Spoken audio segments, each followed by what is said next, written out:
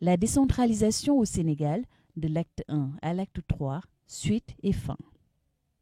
Le processus de décentralisation est ainsi marqué par 3 réformes phares dénommées aujourd'hui acte 1, acte 2 et acte 3 de la décentralisation.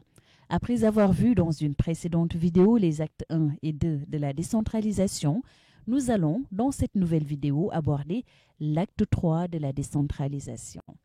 C'est quoi l'acte 3 de la décentralisation? En 2013, l'État du Sénégal souhaite approfondir la politique de décentralisation, notamment dans sa composante économique. L'objectif de l'acte 3 est d'organiser le Sénégal en territoire viable, compétitif et porteur de développement durable à l'horizon 2022. Autrement dit, il s'agit de favoriser l'émergence des collectivités locales ayant une assise territoriale pertinente, disposant de compétences adéquates, ainsi que de ressources nécessaires à leur développement. L'idée est que chaque territoire a des avantages comparatifs et devrait s'appuyer sur ses ressources propres pour promouvoir son développement économique et social. Quelles sont les innovations prônées par l'acte 3 de la décentralisation?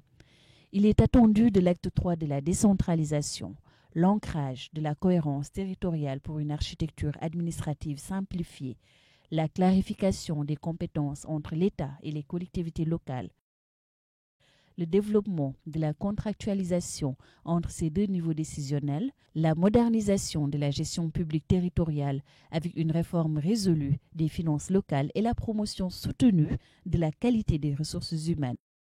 Une approche territoriale comme fondement de la politique de décentralisation et du développement local, la définition d'une stratégie nationale de développement territorial, la promotion de pôles de développement pour un développement durable équilibré.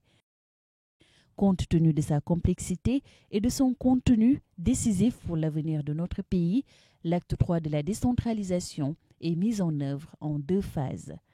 La première phase de la réforme est bouclée par l'adoption d'un nouveau code général des collectivités locales qui consacre la suppression de la région collectivité locale, la communalisation intégrale. Les communes d'arrondissement et les communautés rurales deviennent des communes de droit commun.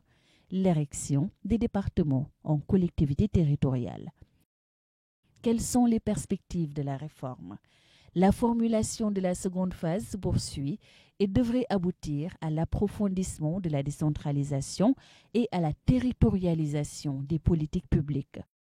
À cet effet, il est attendu la révision du Code général des collectivités locales, la mise en place des pôles territoires, le renforcement de la gouvernance locale, la définition des mécanismes de financement du développement territorial. Merci de votre attention. À très bientôt pour d'autres modules de formation.